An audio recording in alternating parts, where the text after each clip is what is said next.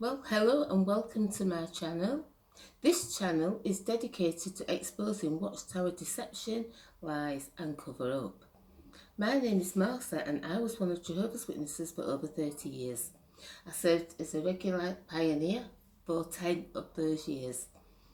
I was contacted on the door-to-door work back in 1987 and I left the organisation in 2022. This video is a personal experience video. A lot of you are sharing with me in the comments personal experiences that weren't very nice that you had while you were in the Watchtower organisation. And I'm sure that most people would say that they've had a very unpleasant experience or two. If you're very unlucky like I was, I had a shed load of them. They were always on my back for something. Because I think it was that I was single and a bit of a free spirit and, single parent. They were always dictating or coming to me for something. Whether it was my hair wasn't right, or my clothes weren't right, or the kids weren't doing something that was right. There was always something. But this one was shocking because the Watchtower had compiled a secret file on me. And it was only by divine providence, luck or whatever that I found out about it and got my hands on it. And what I found in it was shocking. But I'm going to tell you how this all came about. So this happened, I would think, in the 2000s. I'm not sure what year it was, but I know my daughter was at college, and so it's a good few years back now. But her friend, who was not a Jehovah's Witness, was doing a college course as well, and she was doing photography, and she asked if she could take some photos of me for a project, and so I agreed that she could, and so she came round with a camera, and the kids were in the room when these photographs were taken. I was sat in my living room where I'm sitting now on the settee.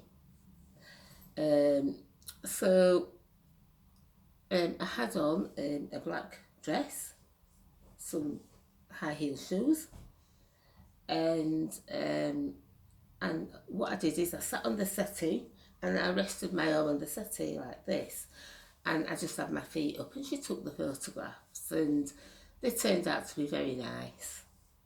And so I was so happy with the photographs that I put a photograph, one of them, in fact I put a few of them onto Facebook, and I put a comment for Leandra, who was the girl who'd taken the photographs. I said I was really, really pleased, and I thought she was going to be, do really well in photography.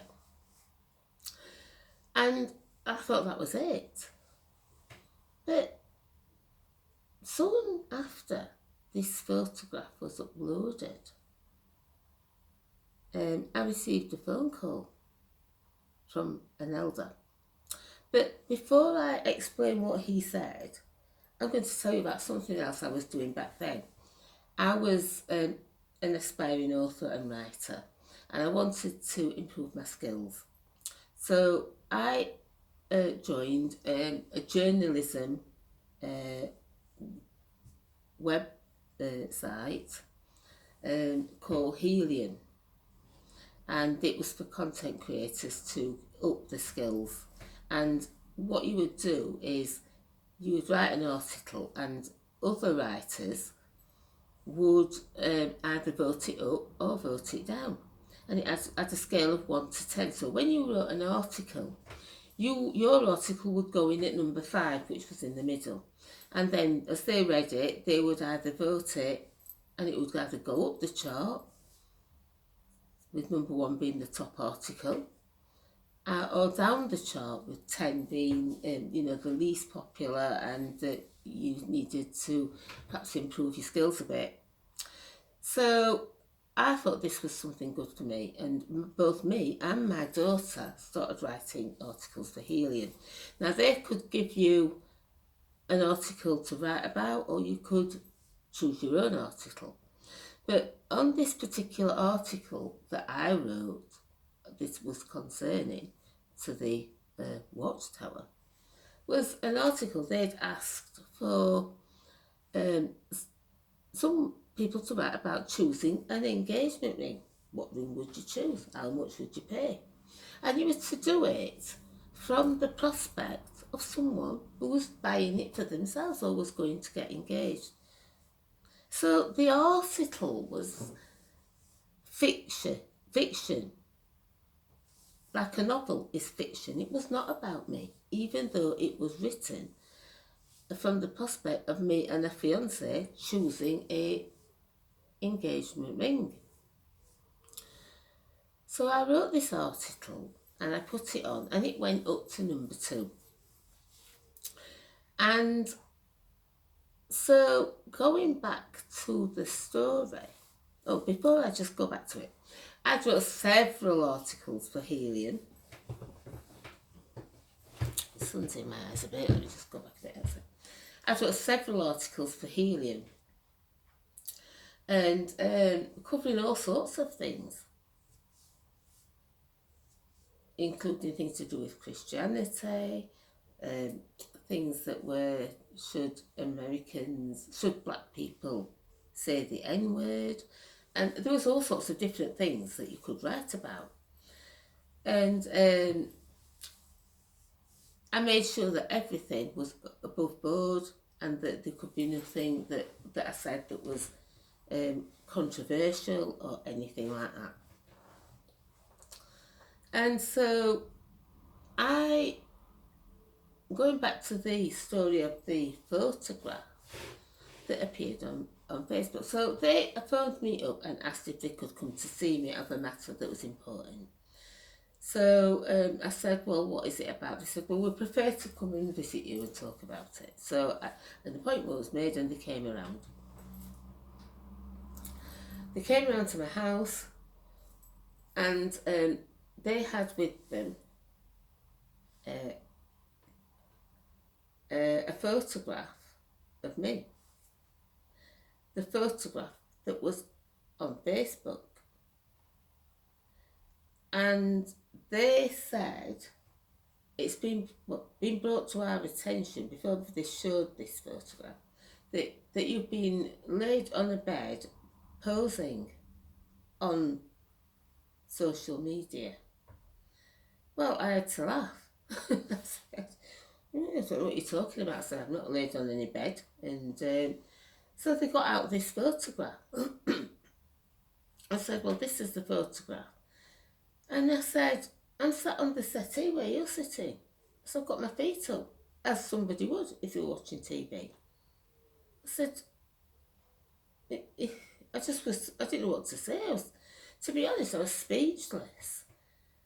And they went on to counsel me about posing in a provocative positions, and that it's for a regular pioneer. That wasn't the way that you should be behaving. Well, I was just flabbergasted. I explained what it was. I explained about Leandra's photography course. I explained that my daughter and my son were in the room when the photograph was taken. And it wasn't on a bed. They just kept saying, you laid on the bed. I said, I'm sat on the settee. And then they pulled out another piece of paper, and they said, well, it's come to our attention that you are engaged to a worldly man. Well, I just started laughing. And they said to me, it's not a laughing matter. I said, well, I'm not engaged to anybody. I'm not seeing anybody. And they insisted that this article was about me. And I told them it was fiction. I told them it's a magazine article. It's not about me. They wouldn't accept it. And then one of the elders said, when people are involved in wrongdoing, they always try to cover it up. Well, I was so upset about it. So upset. I couldn't believe it. And I said to them, who is it that's done this? Because these two elders were men in their 70s. I doubt they knew how to switch a computer on, let alone find a photograph of me, print it and print it off, download it up and print it off. And the same with the helium. I don't know. It's a writer's website. So it was someone who knew that I went on there. And I asked who it was. And they told me, oh no, we can't tell you who's giving us this information.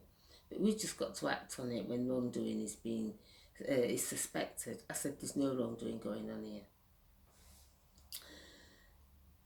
So they couldn't really do anything. And it left a very bitter feeling, because somebody was supposed to be a friend who knew me very well had done this and had gone to the elders and printed it all off for them. It was awful. So I'm going to show you now, because I've got the photograph on my phone.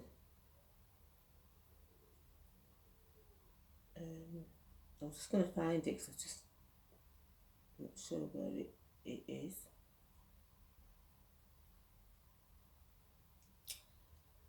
I'm going to show you the picture that caused all the controversy. It's only small because I just can't work with this phone, but that is the picture. I'm sat with my arm on the settee, and it's the angle of the shot that makes it look like I'm laid down, but I'm actually not. Oops, sorry. I'm actually not laid down. I was just sat. You can see my dress is to my knees. There's nothing else on display. I've just got a pair of shoes on.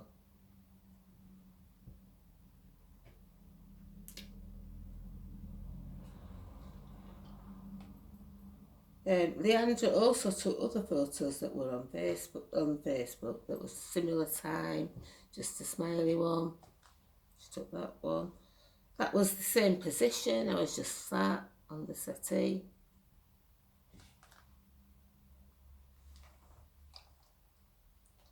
I was accused of virtually being a porn star for that photograph. That's how they went off about it.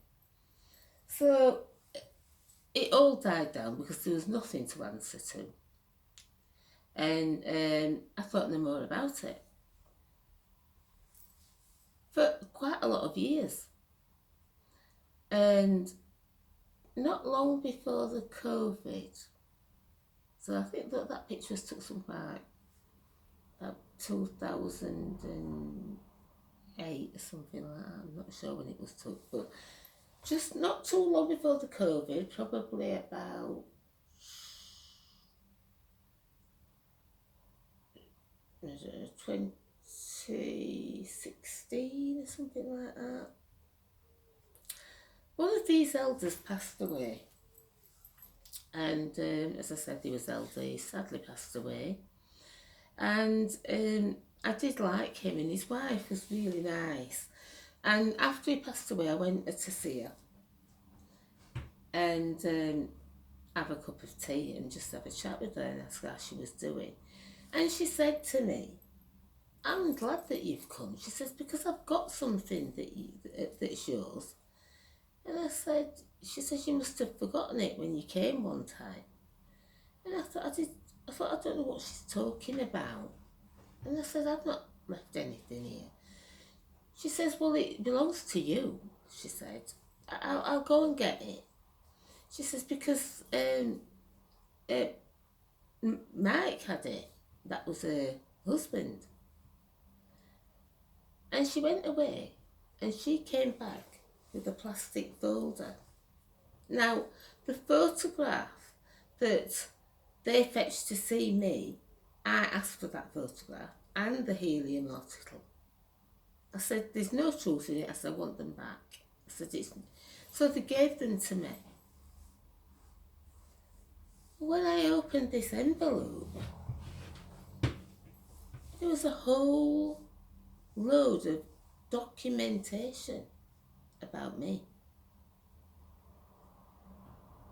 There was the photographs, not just that one, but others of Facebook. There was several helium articles, and there was also notes about how this was going to be proceeded, and whether they needed to have a meeting with the elders about all this. And all this was in this file.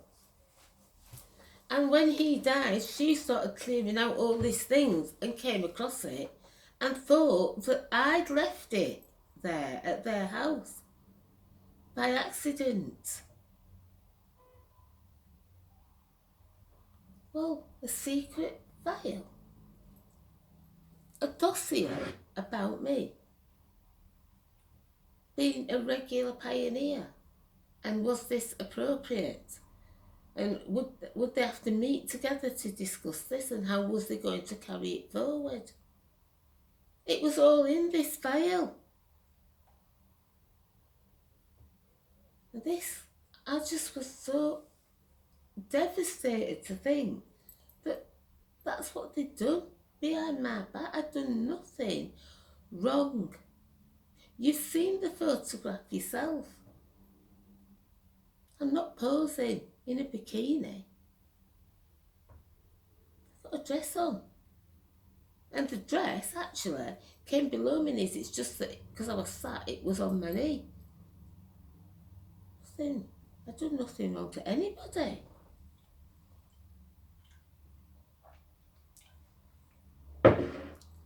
And if they can do that to me over a photograph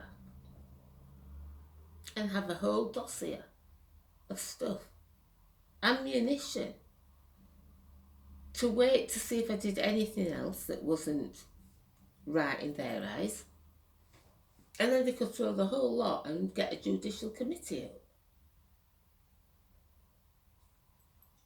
And still, I didn't wake up because I was so upset about it, and I told my friends, and they all said the old line, oh, Jehovah knows about it. Leave it with Jehovah. It'll all be sorted out. Nothing was ever done about it until Jehovah or Jesus decided to expose what they'd done by letting this file fall into my hands. And if they've got files on me for having a photograph took by a photographer,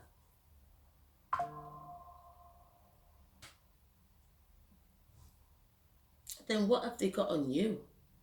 What you don't know about? Because they have got a file on you.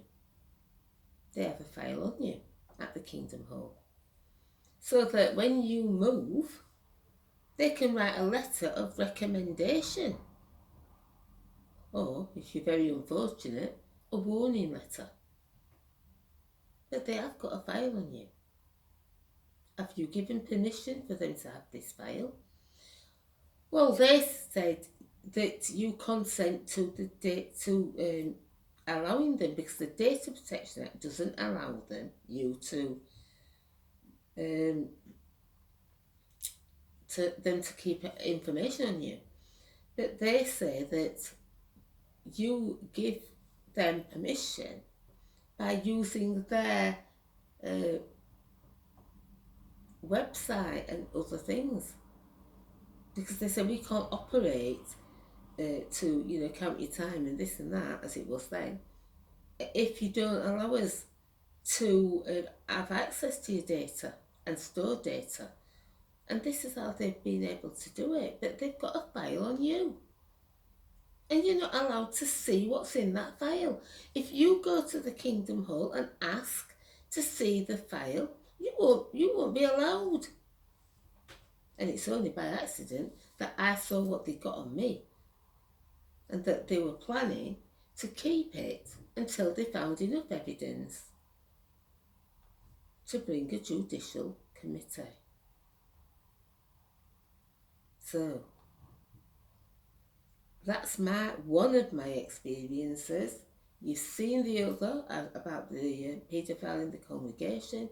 I could write a book about the experiences that I've had and the fights I've had with them. This is not God's organisation. Where does it tell you in the Bible to keep a file on people?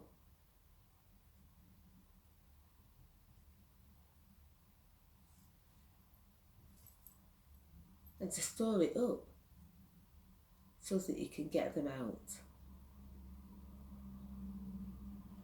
That's not a Christian organisation. And it's not an organisation that God approves of. So that was one of my experiences. I just wanted to share that with you. And just, be wary. And be aware that they have documentation about you, no matter who you are. And I want to thank you, because a lot of you are coming forward and commenting, like David. There's somebody called Scott who left a message yesterday about his experience with the Watchtower, and that it was only a very short experience, but he left as a serving regular pioneer. And so people are waking up. You need to get out. Go and read Revelation 18, 4 and 5. Because they apply it to Christendom. But as I keep telling you, by their own words, they are condemned. That scripture applies to them.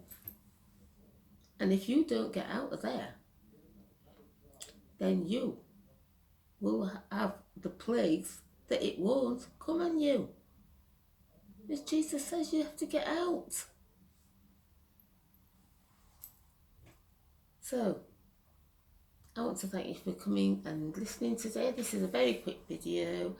I'll be back on my Bible study videos next week. But this was just something I wanted to share, a quick video with you today, just a personal experience. Keep your personal experiences coming, because people are reading them. And what it does, it jolts their memory. They realise that they've had something similar. People have said to me in the comments, I've had something like that. People have had worse things than me. What I've had to put up with bad enough. But there's some things that are horrific, and they're still in there because they believe that Jehovah's going to sort it out. But Jehovah says, get out of her, my people. So, give it some thought, do some research, and stack the evidence. If you've got experiences like I've shared that have upset you, put them in the book of evidence. And when you read through it, it'll read like a catalogue of horrors. I went to church for years and never experienced anything like I experienced in the Watchtower.